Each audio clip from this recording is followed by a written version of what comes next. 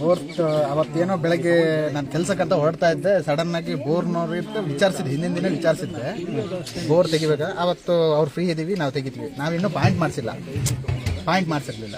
ಆಯಿತು ನೋಡೋಣ, ಮನೆ ಹತ್ರ ಹೋಗೋಣ, ನಾನು ತೆಗಿಯೋ ಅಂದಾಜೇ ಇರಲಿಲ್ಲ ಅವತ್ತು.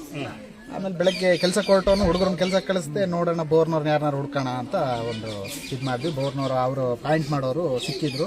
ಅವರು ಬಂದು ನಾವು ಎಲ್ಲಿ ನೆನ್ಸ್ಕೊಂಡ್ವಿ, ನಾನು ಯಾವುದೇ ಒಂದು ಕೆಲಸ ಮಾಡಬೇಕಾದ್ರೂ ಇಲ್ಲಿದೊಂದು ಫೋಟೋ ಮುಟ್ಟಿ ಒಂದು ನಮಸ್ಕಾರ ಮಾಡ್ಕೊಳ್ತೀನಿ. ಮನೆಯಿಂದ ಹೊರಡ್ಬೇಕಾದ್ರೂ ಫೋಟೋ ಮುಟ್ಟಿ ನಮಸ್ಕಾರ, ಪೂಜೆ ಮಾಡ್ತೀನಿ ಡೈಲಿ. ಅಲ್ಲಿಂದ ಹೊರಟು ಮನೆಗೆ ಹೋದೆ. ಅವರು ಸಿಕ್ಕಿದ್ರು, ನಾನು ಹೇಳ್ದಲ್ಲೇ ಒಂದು ಪಾಯಿಂಟು ಸಿಕ್ತು. ಆಮೇಲೆ ತಿರ್ಗಾ ಮನೆಗೆ ಬಂದ್ಕೊಂಡು ಅಲ್ಲಿ ಆ್ಯಕ್ಚುಲಿ ಏನು ಅಂದರೆ ಅಲ್ಲಿಗೆ ಬೋರಲ್ಲಿ ನೀರು ಸಿಗ್ತಾ ಇರಲಿಲ್ಲ. ಅಲ್ಲೆಲ್ಲ ಫೇಲ್ಯೂರ್ ಆಗ್ತಾ ಇತ್ತು ನಮ್ಮ ಏರಿಯಾದಲ್ಲಿ.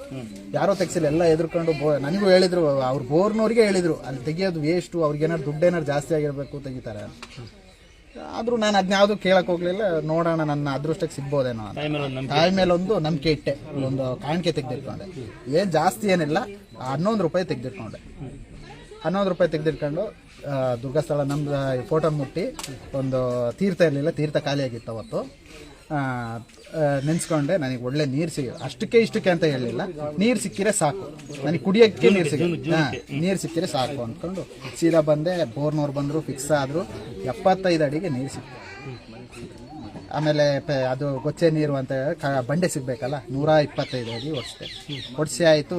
ಆಮೇಲೆ ಬಂಡೆ ಸಿಕ್ತು, ಅಲ್ಲಿ ತನಕ ಕೇಸಿಂಗ್ ಹೋಯ್ತು.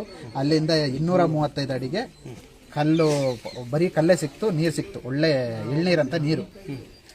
ಅದಾದಮೇಲೆ ಮಾರನೇ ದಿನ ಬೋರ್ನವ್ರು ಸೀದಾ ಹೋದ್ರು, ಅವ್ರದ್ದೆಲ್ಲ ಆಯಿತು. ಮಾರನೇ ದಿನ ಬೆಳಗ್ಗೆನೇನೋ ಸಂಜೆ ಬಂದು ಇದು ಚಿಕ್ಕಮಗಳೂರಿಗೆ ಬಂದೆ. ಬೋರ್ ಇದ್ರದ್ದು ಮೋಟರ್ ತಗೊಂಡೋಗಿ ಇಳಿಸಿದ್ವಿ. ರಾತ್ರಿನೇ ಇಳಿಸಿದ್ವಿ. ನಾನು ನನ್ನ ಮಗನ ಸ್ವಲ್ಪ ಆಸ್ಪತ್ರೆಗೆ ಕರ್ಕೋಬೇಕಿತ್ತು. ನಮ್ಮ ಮನೇಲಿ ಸೇರಿಕೊಂಡು ಅವರು ಎಲ್ಲ ಮೆಕ್ಯಾನಿಕ್ ಬಂದಿದ್ರು, ಅವರೇ ಸೇರಿ ಇಳಿಸಿದ್ರು. ಮೋಟ್ರು ಹೋಗಿದೆ, ಮೇಲ್ ಬರ್ತಾರೆ. ತೆಗ್ದಿರೋ ಮೋಟ್ರು ಫ್ರೆಶ್, ಹಿಂದಿನ ದಿನ ತೆಗ್ದಿರೋದು. ಇಲ್ಲಿ ಬರ್ತೀನಿ ಅಂತ ಹೇಳಿದ್ದೆ. ಫಸ್ಟ್ ನಾನು ನೆನ್ಸ್ಕೊಂಡಿದ್ದು, ನನಗೆ ನೀರು ಸಿಕ್ಕಿತ್ತು, ಮಾರನೇ ದಿನನೇ ಬರ್ತೀನಿ ಅಂತ ಹೇಳಿದ್ದೆ. ಅವತ್ತು ಏನಂತ ಗೊತ್ತಿಲ್ಲ, ನಾನು ಮೋಟ್ರ್ ಇಳಿಸಿದ್ದೆ. ಮೋಟ್ರು ಕೆಳಗೂ ಹೋಗ್ತಾ ಇಲ್ಲ, ಮೇಲೂ ಬರ್ತಾ ಇಲ್ಲ. 5 ಅಡಿಗೆ ಆಚೆ ಈಚೆ ಹೋಗ್ತಾ ಉಂಟು. ಅದಾದ್ಮೇಲೆ ಏನಪ್ಪ ಹಿಂಗಾಗ್ಬಿಡ್ತಲ್ಲ, ನೀರು ಚೆನ್ನಾಗಿ ಸಿಕ್ಕಿದೆ, ಕಲ್ಲು ಸಿಕ್ಕಿದೆ, ಅವರೇ ಹೇಳಿದ್ದಾರೆ 3.5 ಇಂಚ್ ನೀರು ಸಿಕ್ಕಿದೆ ಅಂತ. ಸೊ ಹಿಂಗಾಗ್ಬಿಡ್ತಲ್ಲ, ಹೊಸ ಮೋಟ್ರ್ ತಂದು ಇಳಿತಾ ಇಲ್ಲಲ್ಲ ಅಂತ. ಆಮೇಲೆ ಬೋರ್ನವ್ರು ಇಲ್ಲ ಸರ್, ನನ್ನ ಎಕ್ಸ್ಪೀರಿಯನ್ಸಲ್ಲಿ ಇದೆ, ಫಸ್ಟು ಅಷ್ಟು ಕ್ಲೀನಾಗಿ ಹೇಳ್ದಿದೆ, ನಿಮ್ಗೇನು ಕೆಸರು ಕಲ್ಲಿಗೆಲ್ಲಿ ಏನೂ ಸಿಕ್ಕಾಕೊಂಡಿಲ್ಲ ಅಂತ ಹೇಳಿದರು. ತಲೆ ಕೆಡ್ಸ್ಕೊಂಡು ಅಷ್ಟೆಲ್ಲ ದುಡ್ಡು ಕೊಟ್ಕೊಂಡು ಮಾಡಿ ವೇಸ್ಟ್ ಆಯ್ತಲ್ಲ. ಆಮೇಲೆ ಮತ್ತೆ ಆರನೇ ದಿನ ಏನು ಮಾಡಿದೆ, ನಾನು ಇದನ್ನೆಲ್ಲ ತಂದು, ಯಾವುದು ಟೈನಿಂಗ್ ಎಲ್ಲ ತಂದು ಇಳ್ಸಕ್ಕೆ ಟ್ರೈ ಮಾಡಿದೆ ಮೋಟ್ರನ್ನ. ಏನೇ ಮಾಡಿದರೂ ಬರಲಿಲ್ಲ.